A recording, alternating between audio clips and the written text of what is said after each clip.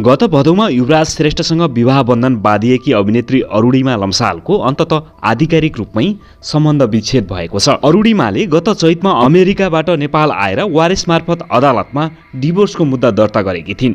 युवराजले गत आइतबार सम्बन्ध विच्छेदको फाइलमा हस्ताक्षर गरेका हुन्।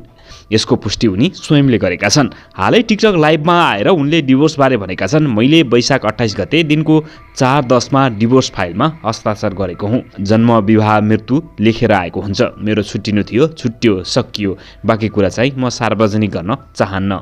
बराहा क्षेत्र नगरपालिका चतरा सुनसरीका स्थानीय युवराज नेपाली काङ्ग्रेसको बराहा क्षेत्र नगर कमिटीका उपसभापति हुन्। गत वैशाखमा नेपाल आउँदा अरुणिमाले मिडिया अन्तर्वार्तामा युवराजले आफूसँग ढाँटेर विवाह गरेको आरोप लगाएकी थिइन्।